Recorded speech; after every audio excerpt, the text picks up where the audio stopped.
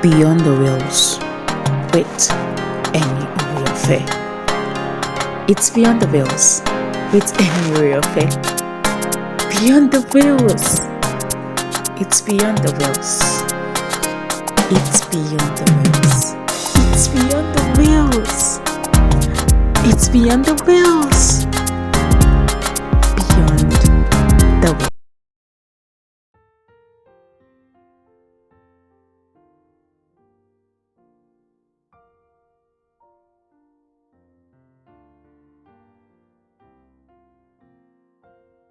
Hello, everybody. Hello. Welcome to another very beautiful edition of Beyond the Wheels in the month of February 2023. And today I have this very wonderful and amazing mother on Beyond the Wheels. We're lost in the sea. Yes, sir. We're lost in the field. We're lost when we come and when we go. We cast down every strong mountains and mountains for the devil. Yes, okay, so I believe she'll be here soon, and we can discuss on parenting a special child. Okay, so before we continue today, I want to say happy new month. Okay, I know it's the last Sunday in the month of February. Yeah, I know that. And once again, I want to say that happy and wonderful election to Nigeria. I believe that this is going to birth a new nation for us. Okay, so I'm going to invite my guest now. I'm going to invite her to come in, and then we can discuss parenting a special child. Thank you very much. Okay, thank you very much for joining. Thank you. Thank you very much for joining. I'm bringing in my guests now. Thank you very much. Oh, great! I'm so Good to have sorry. you. It was, I don't know what was going on. It was going back and forth. So hopefully it's And going now to be you're fine. Yeah, and now you're here. Good to have you. I'm really happy to have you on Beyond the Wheels. Thank you so much for joining. Hello. Hello. Okay, so this is Beyond the Wheels, where we celebrate wonderful mothers like you who are helping their children to live beyond disability. Thank you so much. I admire your strength. You know, you are a source of encouragement to people like us. Thank you so much. I appreciate it so much to be here. Somebody asked how Olu Jimmy is doing. He's doing better. So thank you. Oh. Okay, so how is Jimmy doing now? He's doing better. He's going to have surgery next month to remove a gland in his nose, which I had a video on his antenoids that I was praying for. And so he's going to have surgery, and hopefully that's going to help his breathing better. But after that, like right now, he's been doing better than what had happened before. So we're praying that he will stay that way until he has the surgery. So just keep on praying for him next month in March, that his surgery goes well and that it will actually help him breathe better. Amen. I believe so. It is going to work out well for him. Thank you so much for standing by him. Thank you for spending so much time. Seriously, you are a blessing. You are a blessing. Thank you so much. Thank you. Okay, so let me start by asking you some of the questions I asked my guests on this platform. And one of it is actually that I wanted to, you are a mother of a special child. And sincerely speaking, it's very rare to see mothers like you bringing out their child to the public and celebrating children like that. Okay, so I want to ask you a question about Jimmy. And the question is that, tell us how he got into the wheels of disability. Was he born a person with disability? Was it after birth? Or what actually happened? So Olujimi is our miracle son. After a stillborn and a miscarriage and going through infertility treatments, we did the beginning part of infertility treatment, so not the whole IVF, because I just couldn't. I knew for me, I couldn't handle that portion. It was already a lot on me. So I cried out to God and I said, you know, if you want me to have children because I'm done with the fertility treatments that I was doing, then you're going to have to allow me to have a child naturally, which in one part seemed to be very impossible. And I was like, it is what it is, because I just can't handle this anymore. And so I got pregnant naturally. The funny part is I thought I had really bad stomach pain. And when I went to the doctor, they literally told me, it's embarrassing, it was gas. and I was like, okay. So I was taking everything to move these bubbles in my belly. And then my husband was like, wait a minute, you're really tired. Did you take a pregnancy test? I was like, I'm not pregnant. Like, what in the world? Found out I was pregnant. Immediately, it was like, pregnant. I was like, whoa, I must be far along. Got to the doctor. I was 3 months pregnant. When they checked me, they were like, yeah, you're pregnant. I was like, what, Jesus? Are you serious? And of course, I'm very nervous. And all throughout the pregnancy, probably around 20-something weeks, I always went to a specialist and a regular gynecologist because I had had problems before. So they were just checking on the baby, and he was growing small. And so they were trying to figure out why he was growing small. They thought it was the umbilical cord, but every week we went, for about 20 weeks, I went every week for an ultrasound. They realized that he was growing. He was just going to be a small baby. So they induced me a week before 40 weeks. And so he was full term. He was supposed to be a healthy baby. Nothing was supposed to be wrong with him. And I think something happened during delivery. He didn't have enough oxygen, but this comes with the whole health about African-American people, and especially in the States. Sometimes they don't tell you everything. And so I didn't know my son was in distress while they were inducing me. And he was in stress, and they broke my water like on a Friday by accident, the doctor said. So he was in there without water, which is not a good thing. And when I was pushing God, I told him that God sent an angel who put a ball in my leg to push him out. So, you know, and he, because they was like, I heard words of C-section. I was like, C-section, like, I want a C-section, like, come on, like, dilate faster. And the nurse was like, okay, he's been there too long. Let me give you a ball. She gave me a ball. It literally is an angel. And immediately they were like, okay, push. He came out, and the doctor was like, the NIC unit is on its way. And I'm like, NIC unit? Like, what? He's supposed to be in my arms crying. And when they did give me an opportunity, the NIC unit put the little mask on him. I thought he just had problem breathing. And they were like, oh, he looks fine. And so I held him, but he was not crying. He was not awake. It wasn't that magical, oh my God, my baby is crying in this crying moment. It was just like, my baby doesn't look alive. I saw a lifeless child. That's what I held. And so I just thought he needed some air. He's going to be home in a day. No. It was about 7, almost 8 weeks in the NIC unit as a full-term child. They could not figure out what happened. I mean, he did not have air and oxygen, which is what made him have brain damage.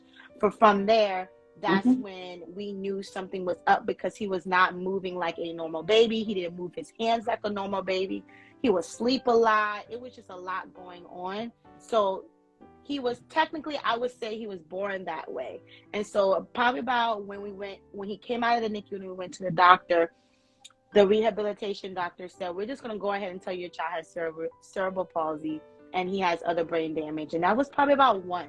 They kind of wait to 2 or 3 if you don't know, but knowing that he already had issues, they were like, let's just go ahead and do it so we can get early intervention. So he wasn't technically, he was born with it. We don't know. The main thing is because he did not have oxygen, which is what caused the effects. We don't know if it was the doctor's fault. We don't know if he had issues before. Some of those things you can't tell because the brain and the body and the organs look good. So, yeah. Okay, that's amazing. Okay, from this explanation about how he got into the world, I want to ask you a question as a mother now. You know, as a mother, I want to ask you this very simple question. You were expecting a very healthy child. happy child, you want to see your child jumping around and all that. But something else came in. What was your first reaction seeing him that way? I didn't think he was my son. I didn't think he was my child. It was just I tell people the way I went around, where you see me now is not where I was 4 years ago. And that's why I need to share my passion, because people see happy. I'm a happy person. Typically, I'm just like, oh my God, da, da, da, or bubbly. I try to be. But through this whole journey, it has been a shift of who I was. And so when I first saw my son, I did not think he was my son. I knew he was my son, but I was like, this not the son I prayed for. So we gonna just try this again. And my husband was the strong one. Even now when I go through phases and I'm just really upset, he is the one who was at the NICU unit every single day. There were days I could not be in the hospital because I just could not put my fingers around this was the child that I had prayed for. So when I saw him, it was like, you took pictures and it was like, you have like, this is a son, but the bond, it wasn't there. And it actually took me a while to have a bond, I would say, with my child versus me just taking care of the child, because you left with a human being, you don't want them to starve. So you took care of them. But it wasn't like, oh my God, I'm so happy for my baby, this is my son. It was just like, okay, this is a child that they say is my child, and I'm still confused. So that was, I went there, I read to him. There was moments I was like, oh my goodness, you had those moments as a mother. But on my first sense, it was just like, I don't know. I was in a daze. I did not think he was my son for a good while. He had my last name, but I really was confused. Okay, I understand that now as a mother.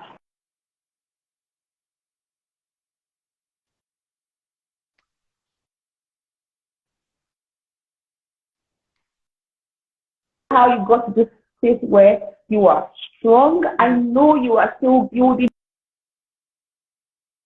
How you overcame the negative thoughts that came to your mind, the sad moments. Tell us how you were able to overcome this. I mean, the number one thing I would say is I had three things. I had a faith in God, I had a praying mother, and I had an amazing husband. I do have amazing friends, but I did not tell my friends a lot of the stuff that I was going through. They had to just discover it on their own. But those three, and then of course my friends would say four, those three things kept me. If I didn't have faith in God, I'm a teacher, I told my students that I would be dead, because what you endure and what you mental capacity to handle is a lot. But my faith in God carried me through, even when I was just like, I'm done with this. And when I thought I was done with it, my husband picked up and was like, okay, I know you're going through something. I'm going through it too. But I'd rather be more optimistic than consistently to dwell on what is wrong. Just think about what could happen in the future, because we do not know. And that helped me. My mom was hard for her as her first grandbaby, and seeing her daughter endure what she had to do, but she prayed so much over us, and she got over her fear of her grandchild, because it's scary at first when they're babies and you're trying to figure out, what do I do with a child that doesn't seemingly move the same as all the children that I'm used to. So that encouraged me. And then also lastly, posting on social media. I did social media, but I started posting more because I was looking for help. I was looking for parents who look like me. And like you said, there's not a lot. It's better now. My community, I'm watching and I'm seeing more people of color. I don't know where our kids are, but most of the time you would think the only children who have disabilities besides ADHD are people who don't look like us, because you see them more than you would see our children presence. And so I started looking on the internet. I started typing in CP. I was accepting every person on social media that had a child with some type of disability, to just figure out, how do you maneuver through life with this? And then I saw that they were maneuvering through life, and they would share their story, and that would keep on encouraging me. And so I said, okay, I'll share my stories and my life, and hopefully I will encourage somebody else who got a diagnosis and was like, you know, what do I do? Can I still live a regular life? And I realized that you can still live a regular life. You're just living it differently. And that is what kept me afloat. Number one, of course, is God. Okay. Without him, I wouldn't be here. Yes, God is faithful. He said, the Bible says, he said, his strength is made perfect in our weaknesses. Amen. Yeah. Okay, so I'm coming back to this. I want to ask you a question. You know, I'm a Nigerian and a very good African. And down here and some part of Africa, we don't, most people are yet to believe that you can do so much for your child with disability. Some over here believe so much that there is no point spending or doing so much to ensure that your child's ability gets better. But I can see that you are doing so much. What's your faith usually, and why are you doing so much to see him become better, even as a child with disability? Well, I mean, I know in America we used to just be like in Africa as well. Children with disabilities were hidden, they were shunned, or I mean, if you found out your child had a disability by birth, then you would probably abort the child so you wouldn't have them. So it's still a long ways where we show, because we do get a lot of people who are mad. My thing is, my son's a human being, so he's born. I didn't know he had a disability. I don't know how it would be if I found out he had a disability. That's people's choices, because it's not an easy journey to raise a regular child, in a sense, a child with not that many needs and a child with a lot of needs. And I question that. It's hard to say, but when he was born and they weren't sure how long, if he was going to live or what was going on, I had one moment was like, okay, I guess it's better that he's not here. That's me, not my husband. And I felt bad about my thoughts. Like, you know, like, I'm not going to say do it again, but it's just like, okay, not be here. And my husband, of course, did not want that. And my mom was like, if he's gone, you're going to mourn the loss of him forever. If he's here, you will mourn the loss of a normal child, but he will be here. And that was how I was then. And I decided, because he is my child, he is a human being, he reserves the same rights as everybody else. I have also learned that the things that I do does not mean that it will improve on him to be able to walk or talk. It's hard to understand that, but what I am doing is giving him a better life, that he is not consistently in pain. And there's nothing else I could do. He could be born and I can put him in adoptive care. He's still my child. He's alive. I can't kill him. I don't want that. I mean, to be real, like, it's nothing. Like, people are like, why did you bring him into this world? Some people will say, I mean, what can I do? Without, even if I did know he had a disability and I chose to raise a child with a disability, the Lord allowed him to be here. It's just like me saying, if I was born okay and I got hit by a car and now I'm in a wheelchair, my mom is supposed to kill me or throw me on the streets. I'm not important because now I'm in a wheelchair, but for 30 years of my life, I was walking and talking, but I got hit by a car. And then when somebody told me, like, this is true, they are humans. He has a brain that is functioning. Is it functioning like mine? No, it's not, but it's functioning. I don't know what he's thinking. He literally can be like, this is my mom and I love her, but I can't tell you. Or he could just be like, I don't know who these people are, but they are giving me hugs and I like it. Like, his brain, he's not brain dead. And that's what I had to learn as well, because I'm like, he don't know anything. And my husband's like, his brain is working. You do not know what he knows. And so you treat him as if he knows everything. And that's where I am. And I understand where sometimes people are clueless and they're like, they're not important, hide them, shun them. And I'm just like, everybody that has been created on this world is important. And you try your best to include them as much as possible. Some kids can't be included a lot. Of course, based upon certain disabilities, they may have to be in a home, they may have to be in a bed, but it doesn't mean you don't go and talk to them, hold their hands, and involve them. But around the world, we're all working with people who are different. We all are, as I see as a world, trying to cope with people who are, which we're all different.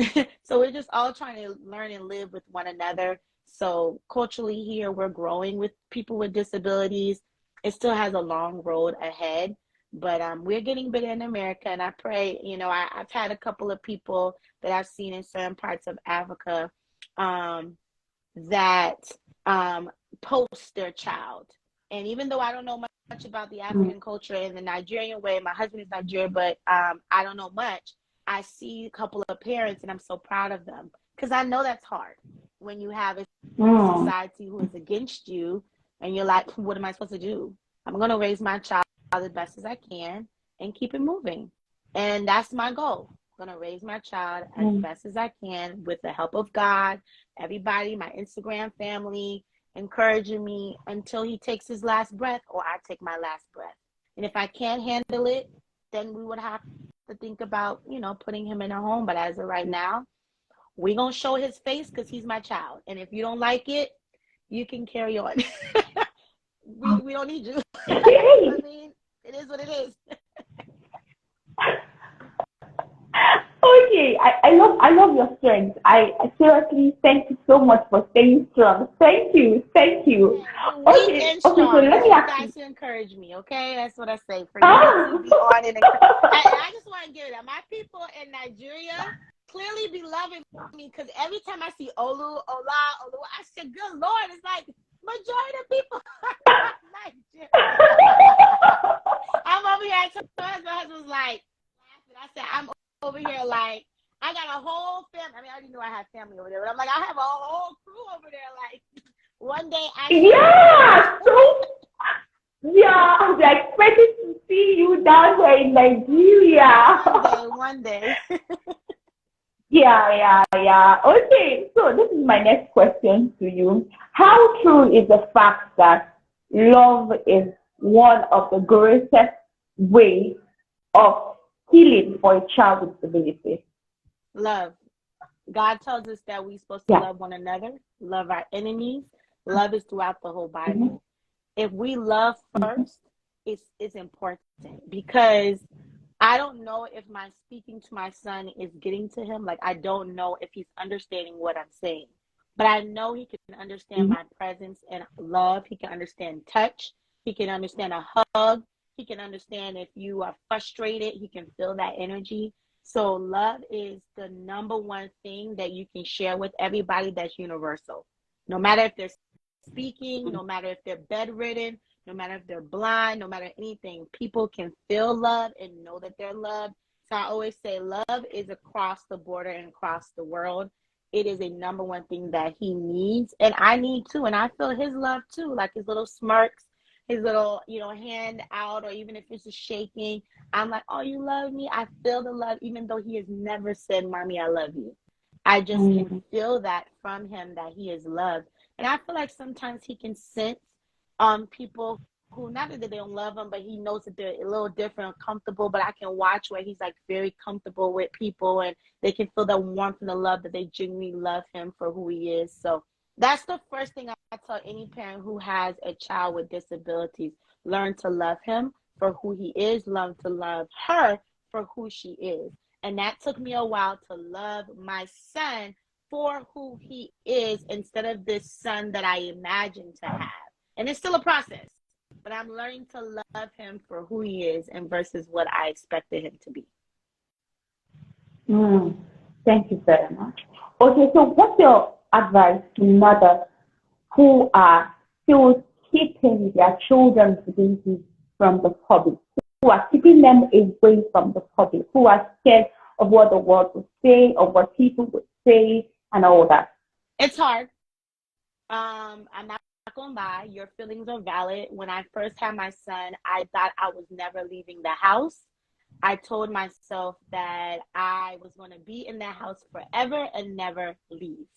And my husband looked at me like I was crazy. I would make every excuse in the book not to go to church. Now he's going to cry. He's going to throw up. People going to look at me as like we're crazy. And he's just looking at me like, okay, he'll leave. And he'll like one day. And I had a friend who came in the house and she was like, we're going to church. And I was like, nah, I'm not going to church. Like, he's going to cry. And they're like, Amanda, he's a baby. Like, babies cry if you don't pick your child up. And that's another thing. When you have a child with disabilities from the beginning, you don't know the difference between what's a norm, like a regular child. I want to say normal because something's wrong with all of us. The reality is true. But what is a typical child and a difference of a child with disabilities? I was meshing them together. She's like, babies cry. Let's go. And her picking me up and like going and knowing that I'm a social butterfly, my thing is take small steps. If it's your kids need to be outside. If your child has the capability to be in a wheelchair and they are medically okay to leave the house, let them leave the house. Put them in a stroller, walk outside. Get comfortable and understand that people are going to talk about you regardless, but also people are very interested and they're going to look because they're in curiosity.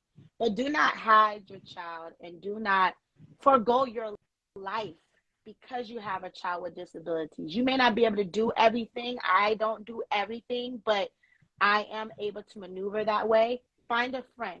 Find somebody that could say, hey, could you help me with my child? Or, hey, can I teach you how to feed my child through his stomach? Once my mom learned how to feed Olujimi by his stomach, it was easy for her. Like, eventually she's no longer nervous, but it takes time. But I would definitely tell anybody who's keeping their child a wrap. And I don't know culturally, like America and in certain parts of Africa is totally different. I don't know the laws. I don't know the rules. I don't know how it would be, if I went out and people were yelling at me and telling me to put my child back. That would be hard for me too. But I would definitely say, take baby steps. Hey, we're going to outside, or we're going to go to church for 10 minutes if we want to. Okay, I can't handle more than 10 minutes or wherever it is. But I would definitely say, allow your child to be outside. People are not going to learn how to deal with people that look different than them until they see it. I probably saw one person with a disability that was an outward disability. Because like I said, we all have issues. But a child like my son, I saw one person like that, in my view, for years. So if you've never seen, it's like, why are they here? What is happening to them? So I definitely say we won't be able to change as a culture or community without your baby being outside and us seeing them and interacting with them. So take those steps, but being scared is definitely what I was. Being nervous, embarrassed, like, oh my gosh, I'm feeding my son by his stomach and everybody's looking like, what in the world is wrong? But I haven't met anybody in person that was mean. Everybody that I have met, even my own students, which are middle schoolers, and they can be really mean. Every time I see my son, oh, that's Olujimi? How old is he? And I'm like 4. They're like, oh, we thought he was 3, because I talk about him a lot. And it's never in my face like, oh my gosh, what's wrong with him? Oh my gosh, why is he here? And I'm not saying they're perfect, but there are more kind people than we think that is out in this world. So if you have a little haters that don't like it, that's cool. Because my mom tells me you never know when something may happen to your child. I'm not free from a disability like my son. One car accident could put me into being paralyzed, brain damage. So you never know what could happen, and you would want people to show love to you or to the person who unfortunately got a disability later on in life. Thank you for reminding us of that. Okay, so in this journey, strength is needed. Because sometimes when I watch your videos, there are days when I see you crying, and there are days when you are super happy.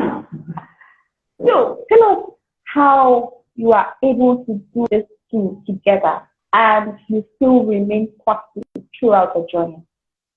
God, a supportive husband, supportive friends, social media. I cry and then I'm moving on. I tell people crying is healthy. I see a therapist. I talk to them. Crying is a healthy thing. I was not as sensitive as I was when I was a kid. Like, I was not a sensitive person, but now I am. But I cry. I get it together, and I eventually move on. So I'm not staying in this, and that's not a depressive state anymore. I had depressive moments, which I didn't know, but I didn't stay in that sad moment for a long period of time.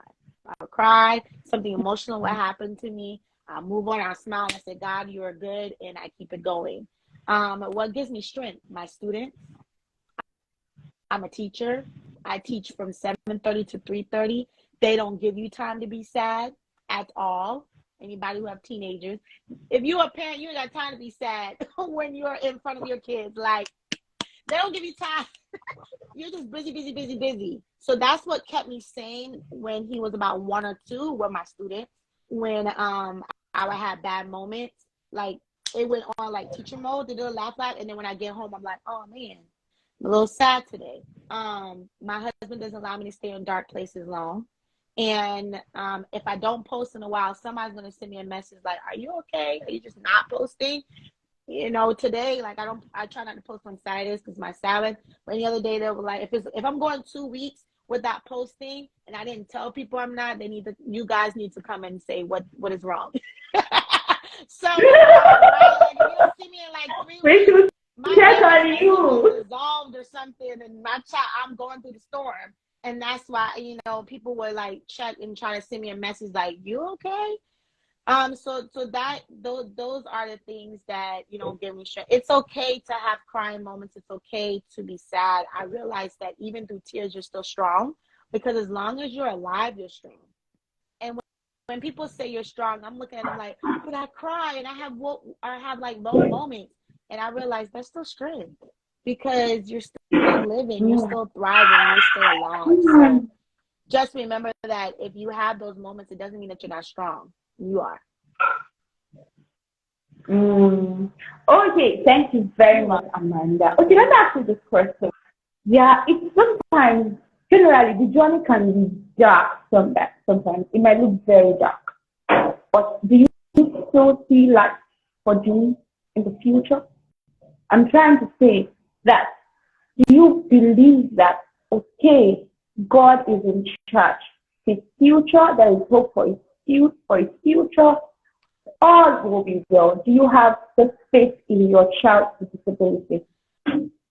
I know things will be okay because God is in the forefront. The part of miracle of like my son will do more than what he's doing now, I'm still in the valley of decision that I don't know, because my mom is like, but he could, and my husband's always like, but he could, but then I'm like, but he couldn't. And there are people who are adults that are just like Jimmy. So what makes me, my brain is a lot, okay? A lot goes in my brain. a lot happens in my brain. Thank God my husband is here to like filtrate that brain, because then I'm like, but there are people who got healed. I mean, they're not perfect. They have, you know, and there are some who remain the same. So I don't know where Jimmy will be. I mean, at this point, I'm not going to say the same. There's been some growth, but what I prayed for, not 100% happened. But there are things that I can look back at and I can see have been answered. Like Jimmy didn't sleep through the night for a good while. And I was going to work on like 3 hours of sleep, my husband and I, every day for a year and a half, 3-4 hours. And I remember I prayed like, can he sleep through the night? Because this can't happen for the rest of my life. My health is going to deteriorate. My husband's health is we got to get sleep. And eventually he started sleeping through the night. And after about a year and a half or 2, when he should have been sleeping through the night, and my mom and people remind me, like, remember when you prayed fervently that he will sleep through the night, and he is? So there are little small things like that. He's breathing on his own. He may not eat by mouth, but he moves his mouth sometimes. He never smiled, but now he does smirks here and there. So one thing about it is that, yes, God is still moving. Miracles are not impossible. For my son to be here, for each one of us to be here is a miracle. We're standing on borrowed time. My son could outlive me. I could, there's so many different things, but I know he brings us joy. He brings my friends joy. He brings people joy. And he had never said the word joy. He never even said their names. But there's something about his journey, and there's a reason why he's here. I don't know how long I have with him. I don't know how long that I have, but I do know that with this journey, God is still here, and he has him here for a reason. Because if he did not want him here, he would not have made it here. Through all that he went through to be here, he's here for a reason. And I have to continue to believe that there's always hope until he's not here. So whatever the future holds for his life, I'm thankful for what I have. My son's in school. He's been in school since 3 months. My son has a nurse now that goes to school with him.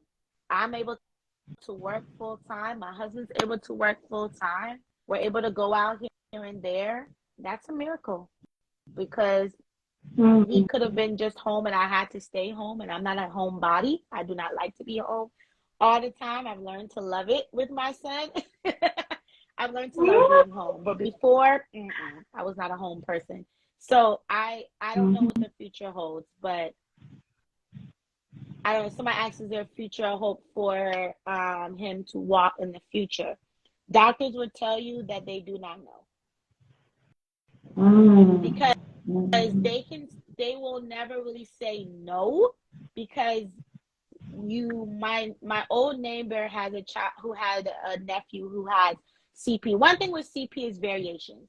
There are high functioning adults who have cerebral palsy. High functioning. They go to work, they have kids, they have families, they have, it's CP is like emotions of your body having disability of movement.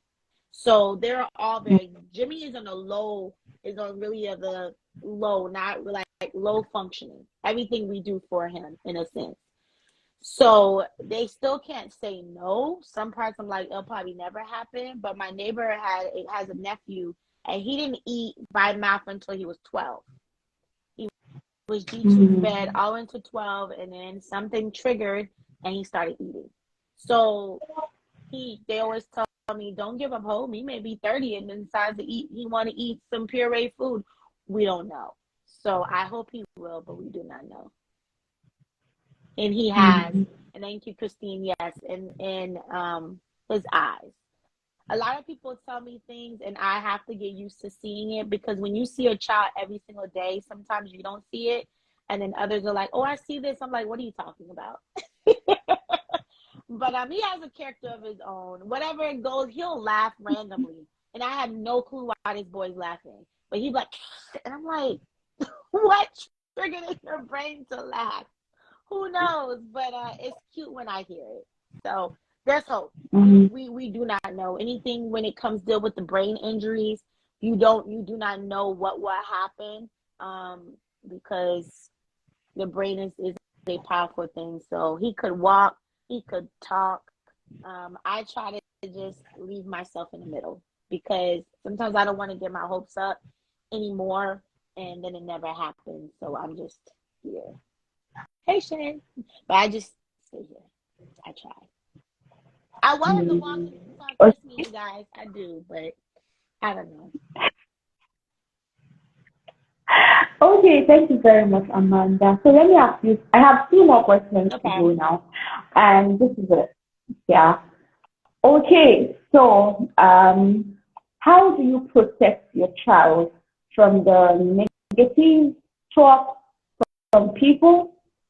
Like recently, I saw a video posted about people saying you shouldn't put your child, you should keep him maybe 5 years on social media, things like that. How do you protect him? How do you protect your own mind from those negative people? One, my Instagram family, my social media family takes care of that.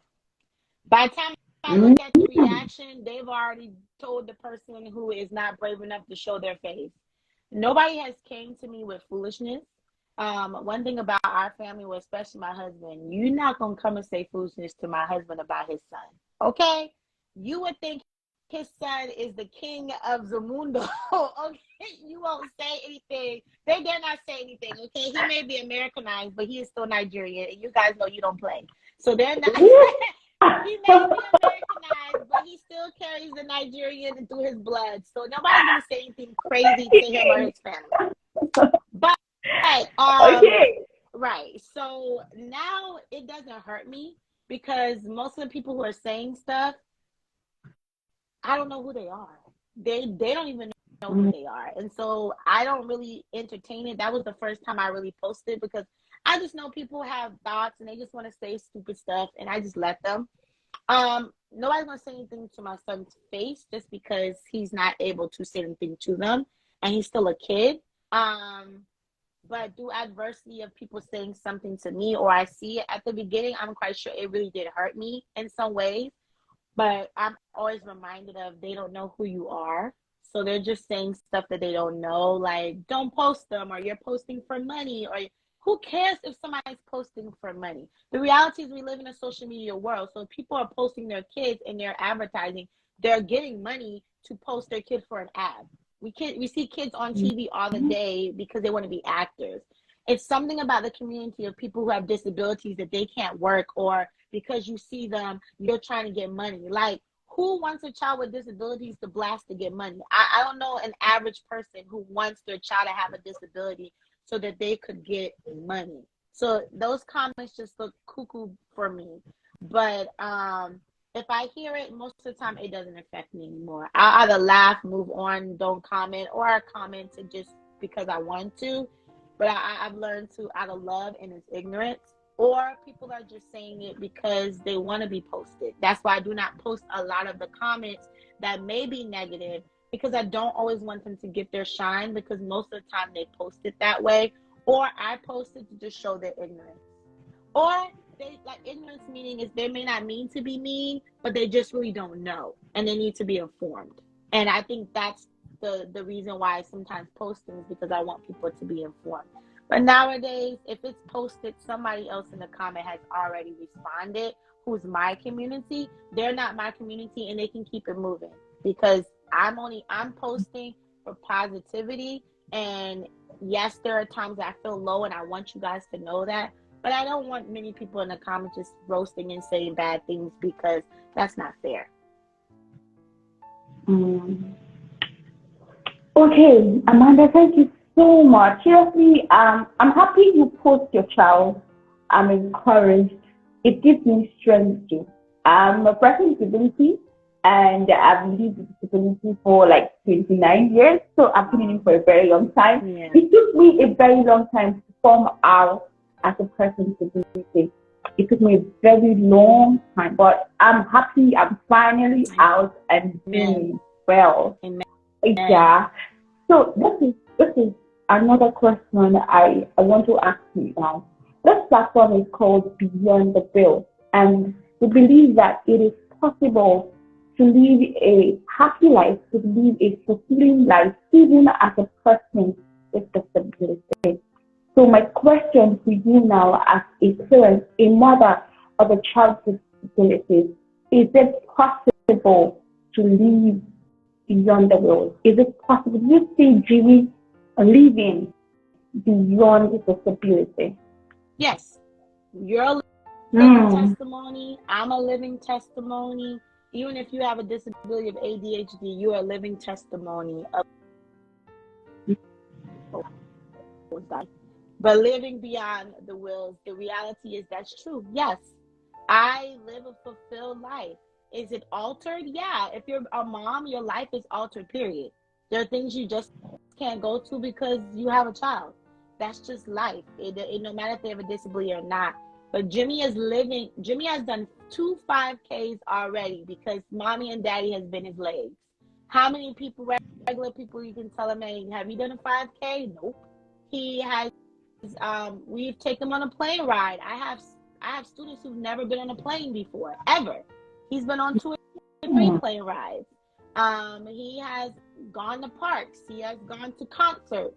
He has gone to church multiple times. He goes to school. And so there are a lot of things he's doing that even regular, I don't like to say regular, but the mainstream people like us are able to do. So, and I've learned, there are times where he's probably not going to be able to do things, but as he's smaller, it's easy to maneuver him around. And I might as well get him to go the things he needs to do. And I have to get out of my head and know that my son can do more things because we are here to help him.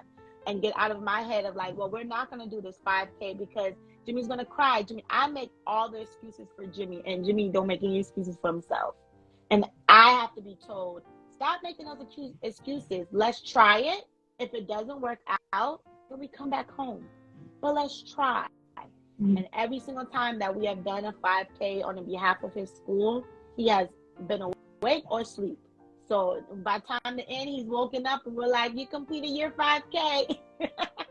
So it's just, he can live behind the wheel. He can, and there's stories that I've been watching where regular people will take people that they just fell in love with, like friends' children, and they're adults, and they would take them out skiing and take them out doing different things like that. So I think that we as a society has to be able to know that it is okay for people with disabilities to live in society, and that we have to sometimes take a risk to see, like, hey, can we do this with them? Now, I can't do everything with him, of course not, but I'm going to do as much as possible, and I'm going to try to live a fulfilled life that God has given me, because I don't want to stay shut up in my house, hidden from the world. The world needs to be ready for people with disabilities if they're not good ready, because more and more mamas like me are out here pushing our children and pushing the knowledge, and we're going to make room for our children. And so he will live beyond the wills he has, and he will continue to do it because he has amazing people like you guys behind him. He has an amazing God, amazing friends, and amazing family. So you will see more of Jimmy, and the life that, guys, whatever his life is, it will be fulfilled. Oh, all right. Okay, so like that's true. I should round up very soon. Okay, so can you speak up for mothers with SO children in just a minute? Tell us how it feels to be a mother with a special child. A mother with a child with disabilities is hard, but rewarding. Every single day is a miracle. Every single day is a surprise. You're going to wake up in the morning and you do not know what your child is going to give you that day. A smile, a laugh, a giggle, a first step, a first bite. They may be 15 and give it to you, but every single day is a surprise. And stay encouraged and know that if you don't believe in something, please find something to believe in, because you need that encouragement. You need something to rely on.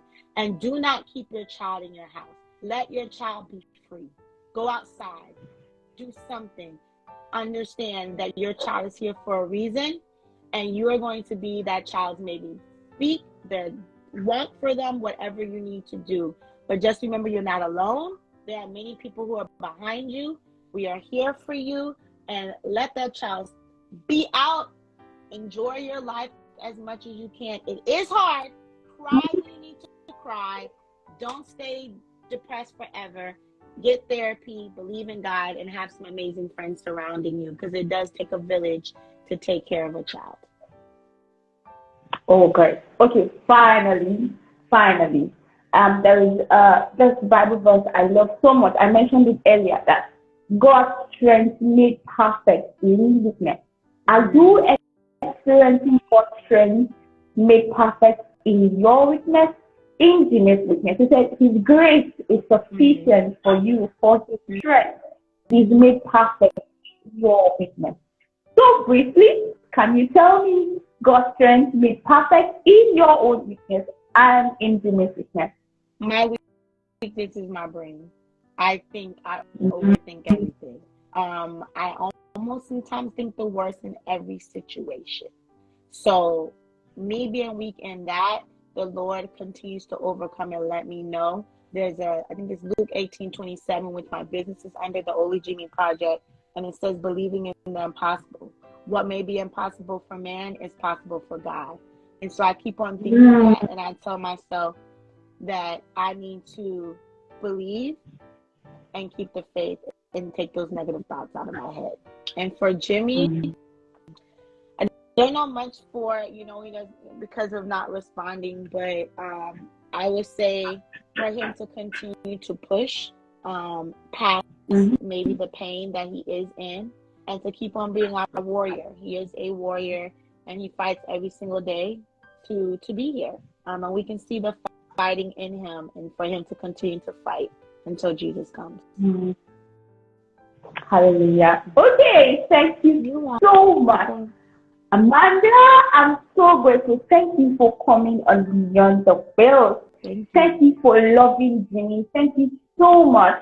Thank you for, we actually are drawing strength from you. A lot of people are drawing strength from you, from Jimmy. We believe in Jimmy. We love him so much. Yeah.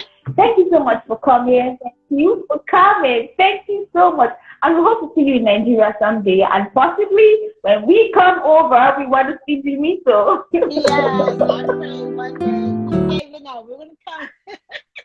We will. yeah. Okay, thank you so much for coming on Beyond the World. Thank you everybody for joining us. We are very grateful. See you again next time, Amanda. Thank you so much. I'm really grateful. God bless you. Have a wonderful day ahead. Yeah, thank you. Bye. Have a great evening. Bye. Yeah, thank you. Yeah, bye.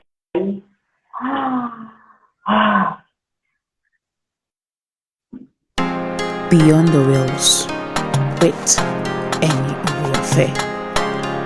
It's Beyond the Wheels with Eni Oriofe. Beyond the Wheels. It's Beyond the Wheels. It's Beyond the Wheels. It's Beyond the Wheels. It's Beyond the Wheels.